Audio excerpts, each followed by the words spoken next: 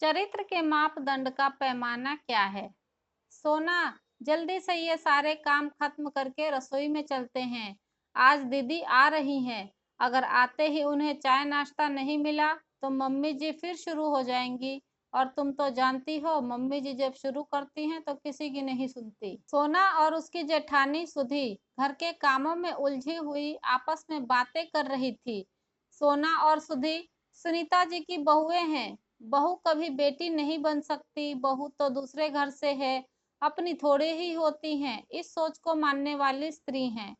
पहले सुधी को अकेले ही माँ बेटी के ताने झेलने पड़ते थे, लेकिन जब से सोना शादी करके आई है, सुधी को भी एक दोस्त मिल गई। दोनों की आपस में खूब बनती है और हर बात एक दूसरे से शेयर करती।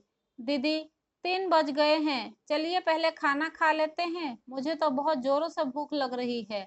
नहीं तो अभी सबके नाश्ते का टाइम हो जाएगा और हम लोगों का लंच डिनर में बदल जाएगा। सोना ने हंसते हुए कहा। तो दोनों खाना खाने के लिए रसोई घर में ही बैठ गई। 2-4 निवाला खाया ही था कि तभी बाहर से सुनीता जी के चिल्लाने की आवाज आई। सुधी, सोना, कहाँ हो तुम लोग? न जाने क्या करती रहती हैं दोनों। देखो, मीनू और दामाद जी आए हैं। सुनीता जी की आवाज सुनते ही सोना अपने खाने की प्लेट छोड़कर उठ गई। दीदी, आप अपना खाना खत्म करिए, मैं देखती हूँ। वह उन लोगों की सेवा सत्कार में लग गई। भाभी, घर में शक्कर खत्म हो गई है क्या? ये क्या फीकी सी चाय बना लाई हो? तुम्हें तो पता है ना, मैं फीकी चाय नहीं पीती हूँ। अरे, मेरा नहीं तो कम से कम जय के बारे में ही सोच लेती। इस घर के दामाद है वो। क्या सोचेंगे कि ससुराल में 2-2 भाभीियों के होते हुए ढंग से एक कप चाय भी नहीं मिलती। मीनू ने चाय का पहला घूंट लेते ही कमी निकाला। अरे बेटा, तेरे हाथों की तो बात ही कुछ और है। मैं तो खुद अच्छी चाय पीने के लिए तरस जाती हूँ। एक तो थी ही, दूसरी भी वैसी ही आ गई। मेरी तो किस्मत ही खराब है। पता नहीं इस घर का क्या होगा। बेटी के बोलते ही सुनीता को भी बोलने का मौका मिल गया। वो कहाँ पीछे रहने वाली थी व्यंग बाण छोड़ने में। सोना बिना कुछ बोले रसोई में आ गई। उसे मेहमानों के सामने बोलना ठीक नहीं लगा। जाने दो, छोड़ो, इन लोगों की तो आदत है हम लोगों के काम में कमियां निकालने की। तुमने सुबह से कुछ खाया नहीं है, चलो तुम भी अब नाश्ता कर लो। पता नहीं दीदी, जितना अच्छा करने की कोशिश करती हूँ उतना ही सब खराब हो जाता है। मैंने चाय में चीनी ज्यादा डाला था, फिर भी मीनू दीदी को चाय में चीनी कम लग रहा था। कम से कम जीजा जी के सामने तो हमारी बेइज्जती नहीं करनी चाहिए थी ना। सोना ने उदास होते हुए कहा। तो सुधी बोली, छोटी, चाय में शक्कर कम नहीं है, चाय तो बहुत अच्छी बनी है। इन लोगों के दिलों में हमारे लिए प्यार कम है। तुम उदास मत हो। सुधी बहू, तुम लोगों का ये मेहमानों की तरह चाय नाश्ता हो गया हो तो रात के खाने की तैयारी करो।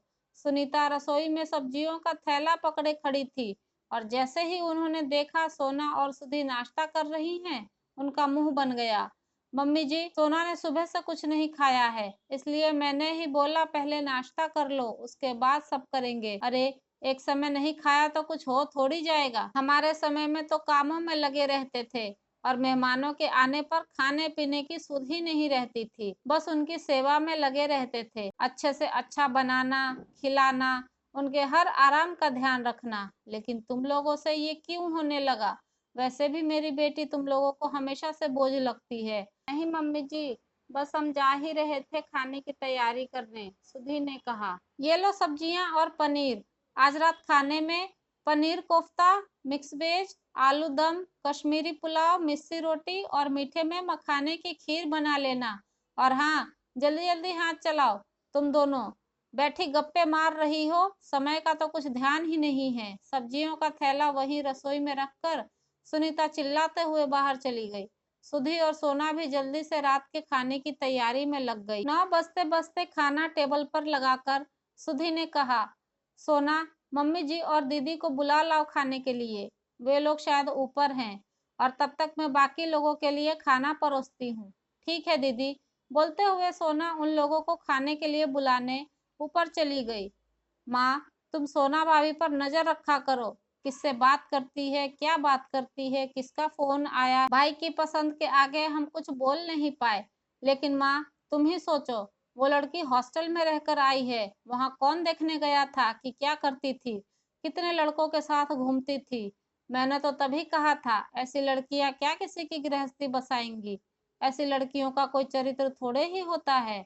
सोना ने अनजाने में मीनू को सुनीता जी से कहते हुए सुना। क्या हॉस्टल में रहने से किसी का चरित्र खराब हो जाता है, या उसके पुरुष मित्र होने से, किसी के साथ घूमने फिरने से, उठने बैठने से, बात करने से, हंसी मजाक करने से कैसे किसी का चरित्र खराब हो सकता है?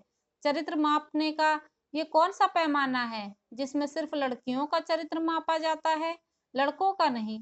लड़के तो किसी के साथ कुछ गलत भी कर दे तो भी उनका चरित्र साफ रहता है। लड़कियों का होता है जिसके साथ गलत भी होता है, उनको समझने की जगह लोग उन पर ही दोष लगाते हैं।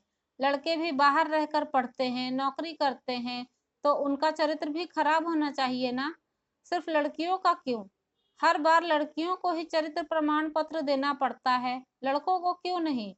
सच कहते हैं लोग, औरत ही औरत की सबसे बड़ी दुश्मन होती है, दूसरा कोई नहीं। अचानक से सोना के वहां आ जाने पर और उसके जवाब को सुनकर माँ बेटी हड़बड़ा गई। सोना, ये क्या तरीका है अपनी ननद से बात करने का? तुम्हारे माँ बाप ने संस्कार नहीं दिए कि बड़ों से कैसे बात करते हैं? सुनीता जी ने सोना पर चिल्लाते हुए कहा। मेरे माता पिता ने तो बहुत अच्छे संस्कार दिए हैं मम्मी जी, लेकिन शायद आप भूल गई हैं। आपके सामने दीदी मुझ पर चरित्रहीन होने का आरोप लगा रही हैं और आप कुछ नहीं कह रही हैं। और दीदी, सही कहा आपने, हॉस्टल में रहने वाली लड़कियों का तो कोई चरित्र नहीं होता, चरित्रहीन होती हैं। चरित्र तो सिर्फ घर में रहने वाली लड़कियों का होता है। गलती मेरी है जो मैंने आप लोगों को अपना समझा। आज सोना ने पहली बार उन लोगों का विरोध किया था और ये तय कर लिया, अब से किसी की गलत बात नहीं सहन करेगी, फिर वो चाहे कोई भी हो। सुनीता और मीनू वही सोना की कमियां निकालते हुए बैठी रही। सोना उनको छोड़कर अपने कमरे में आ गई। इस कहानी से मिलने वाली सीख, साथियों, आज लड़कियां जहां हर क्षेत्र में बुलंदियों को छू रही हैं, वहां इस तरह की सोच कहां तक सही है? हम कौन होते हैं किसी को चरित्र का प्रमाण देने वाले? कहानी के बारे में अपनी राय कमेंट करके जरूर बताइएगा। वीडियो पसंद आई हो तो लाइक और शेयर करना ना भूलें। चैनल पर नए हैं तो सब्सक्राइब जरूर कर लें। कहानी सुनने के लिए आपका धन्यवाद।